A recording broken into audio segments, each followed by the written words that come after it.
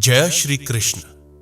प्रिय साथियों, श्रीमद् भगवद गीता केवल एक धार्मिक ग्रंथ नहीं है, बल्कि यह ऐसा दिव्य ज्ञान है जिसमें मनुष्य के जीवन से जुड़ी हर उलझन, हर प्रश्न और हर पीड़ा का समाधान छिपा हुआ है। गीता वह प्रकाश है जो निराशा के अंधकार में डूबे हुए मनुष्य को आशा का मार्ग दिखाती है। जब जीवन में चारों ओर भ्रम, भय और असमंजस छा जाता है, तब गीता मन, बुद्धि और आत्मा तीनों को शांति प्रदान करती है। मित्रों, मेरा यह दृढ़ विश्वास है कि जो व्यक्ति इस गीता सार को पूरे मन से शांति और एकाग्रता के साथ सुनता और समझता है, उसके भीतर एक गहरा परिवर्तन अवश्य घटित होता है। यह केवल सुनने की बात नहीं है, बल्कि अनुभव करने की प्रक्रिया है। इस ज्ञान को सुनने के बाद न केवल मन को अद्भुत शांति मिलती है, बल्कि जीवन के प्रति दृष्टिकोण भी सकारात्मक होने लगता है। विचारों की दिशा बदलती है और जीवन में संतुलन आने लगता है।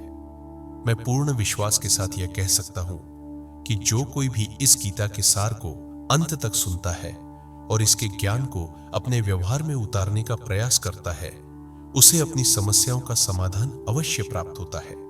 क्योंकि गीता बाहरी परिस्थितियों को बदलने की नहीं, बल्कि भीतर की स्थिति को सशक्त बनाने की शिक्षा देती है। जब भीतर परिवर्तन होता है, तो बाहर की समस्याएं स्वयं ही छोटी लगने लगती है। इसीलिए कहा जाता है कि इस गीता सार को प्रातः काल और रात्रि में सोने से पूर्व अवश्य सुनना चाहिए। यह अभ्यास मन को स्थिर करता है और आत्मा को बल देता है।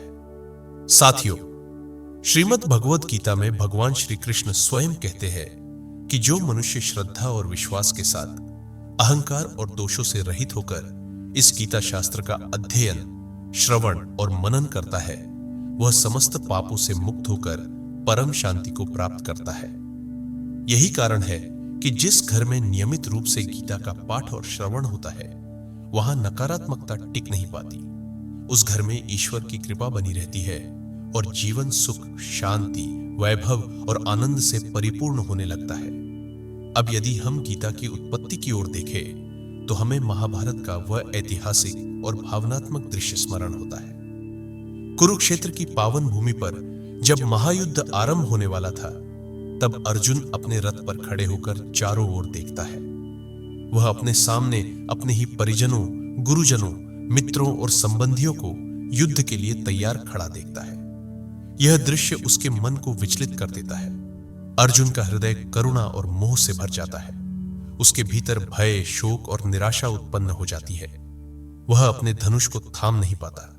उसका शरीर कांपने लगता है, मुख सूखने लगता है और मन भारी हो जाता है। वह भगवान श्री कृष्ण से कहता है, हे केशव, मैं इस युद्ध को करने में स्वयं को असमर्थ पा रहा हूं।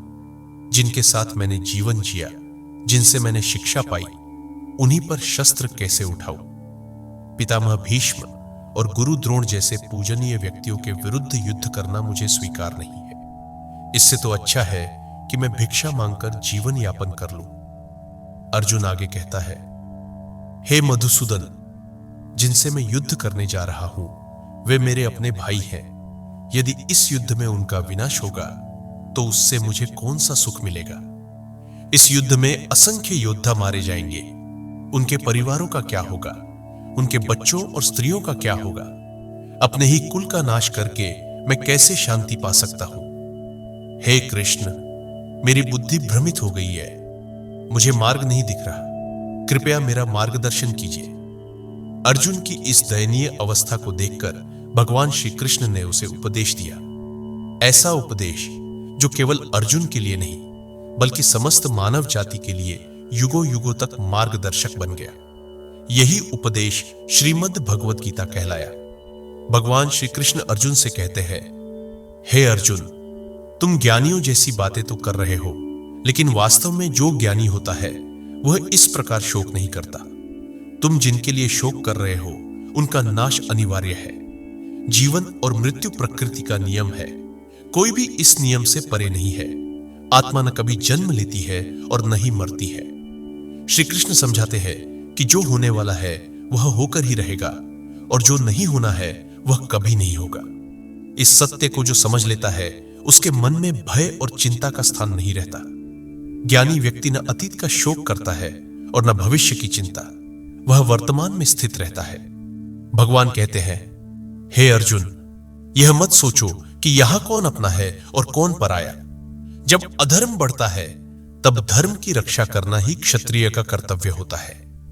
यदि तुम अपने कर्तव्य से पीछे हटोगे तो लोग तुम्हारी निंदा करेंगे और अधर्म को और अधिक बल मिलेगा।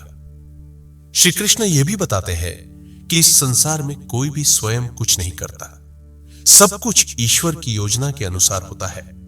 मनुष्य केवल माध्यम मात्र होता है, इसलिए फल की चिंता छोड़कर अपने कर्तव्य का पालन करना ही सच्चा धर्म है। भगवान श्री कृष्ण अर्जुन को आगे समझाते हैं कि यह संसार जैसा दिखाई देता है वैसा वास्तव में है नहीं। यह समस्त सृष्टि ईश्वर की माया से बनी हुई है। मनुष्य जिस देह को अपना समझता है वह नश्वर है, नष्ट होने वाली है, लेकिन आत्मा अजर, अमर और सनातन है।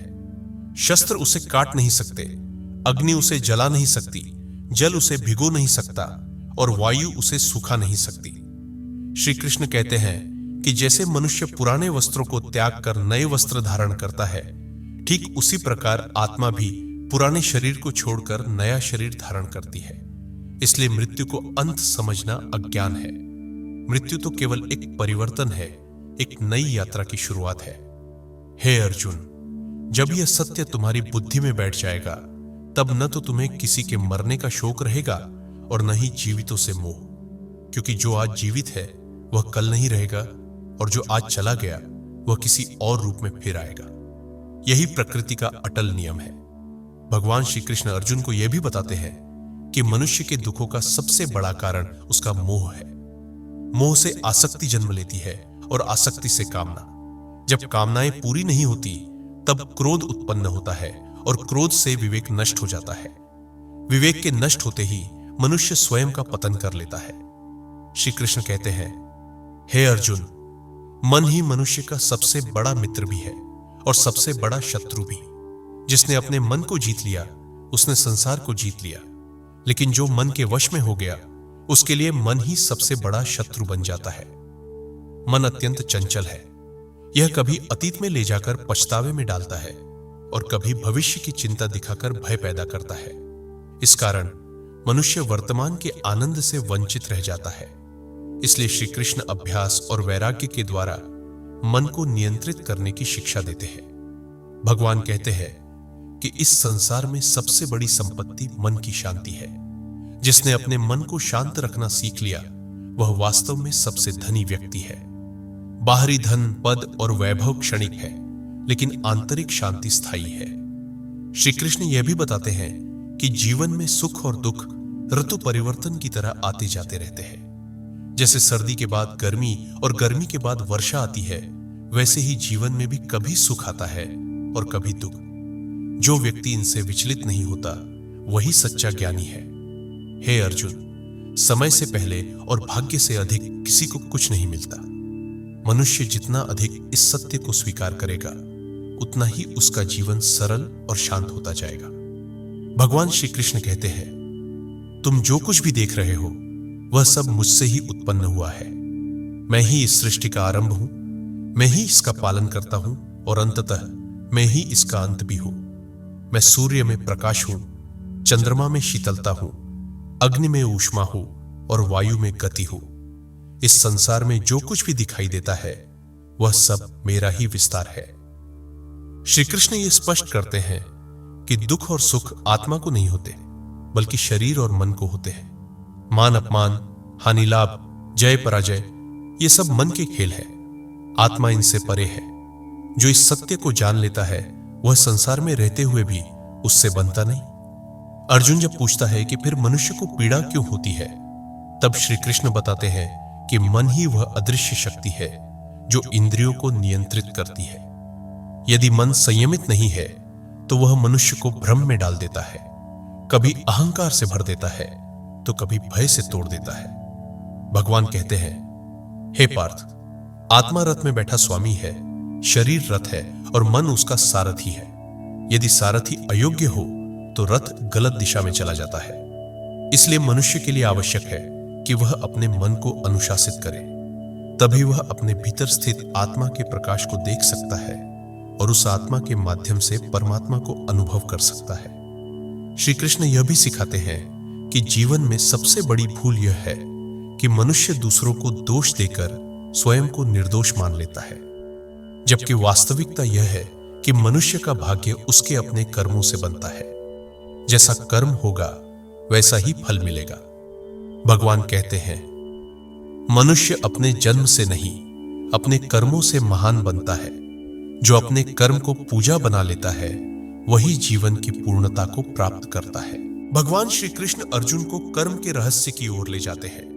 वे कहते हैं कि इस संसार में कोई भी प्राणी बिना कर्म किए एक क्षण भी नहीं रह सकता।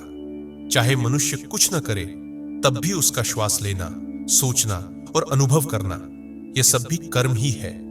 इसलिए कर्म से भागना असंभव है, लेकिन कर्म के बंधन से मुक्त होना संभव है। श्री कृष्ण कहते हैं, हे अर्जुन, तुम कर्म करने के लिए ही जन्मे हो, फल पर तुम्हारा कोई अधिकार नहीं है। जब मनुष्य फल की आसक्ति छोड़कर कर्म करता है तभी वह मुक्त होता है। फल की चिंता ही मनुष्य को भयभीत करती है। जब परिणाम मन के अनुसार नहीं आता तब दुख उत्पन्न होता है, लेकिन जब कर्म को ही अपना धर्म मान लिया जाए तब परिणाम चाहे जैसा भी हो, मन शांत रहता है। भगवान यह भी बताते हैं कि अहंकार मनुष्य का सबसे बड़ा शत्रु है। जब मनुष्य यह सोचने लगता है कि मैं ही करता हूं, मैं ही सब कुछ कर रहा हूं, तभी वह बंधन में पड़ जाता है। वास्तव में तो प्रकृति के गुण ही सब कर्म कराते हैं और आत्मा केवल साक्षी होती है। श्री कृष्ण कहते हैं, जो व्यक्ति यह समझ लेता है कि वह केवल एक माध्यम है, वही अहंकार से मुक्त होता है। भगवान श्री कृष्ण भक्ति का महत्व बताते हुए कहते हैं कि जब मनुष्य अपने कर्मों को ईश्वर को समर्पित कर देता है तब उसका जीवन बोझ नहीं रहता। भक्ति का अर्थ केवल पूजा पाठ नहीं है, बल्कि हर कर्म को ईश्वर की भावना से करना ही सच्ची भक्ति है। हे अर्जुन, जब मनुष्य अपने मन, बुद्धि और कर्म को ईश्वर में अर्पित कर देता है तब उसे किसी सहारे की आवश्यकता नहीं रहती। ईश्वर स्वयं उसका सहारा बन जाते हैं। श्री कृष्ण यह भी कहते हैं कि मनुष्य को जीवन में संतोष का अभ्यास करना चाहिए। असंतोष ही दुख का मूल कारण है। मनुष्य के पास कितना भी हो, यदि संतोष नहीं है तो वह दुखी ही रहेगा, लेकिन जिसके भीतर संतोष है वह अभाव में भी सुखी रहता है। भगवान कहते हैं, जो हुआ वह भी अच्छा था, जो हो रहा है वह भी अच्छा है, और जो होगा वह भी कल्याणकारी ही होगा। मनुष्य यह सोचकर दुखी होता है कि उसका क्या चला गया, लेकिन वास्तव में वह कुछ भी लेकर नहीं आया था। जो मिला यहीं से मिला और जो गया यहीं रह गया। परिवर्तन ही संसार का नियम है। श्री कृष्ण अर्जुन को यह भी समझाते हैं कि क्रोध मनुष्य को विनाश की ओर ले जाता है। क्रोध में लिया गया निर्णय अक्सर जीवन भर का पछतावा बन जाता है। इसलिए चाहे परिस्थिति कितनी ही कठिन क्यों न हो, मनुष्य को संयम बनाए रखना चाहिए। भगवान कहते हैं, जो व्यक्ति सुख और दुख में, मान और अपमान में, लाभ और हानि में समान रहता है वही मुझे प्रिय है। जीवन में समय कभी एक सा नहीं रहता। समय किसी के लिए रुकता नहीं है।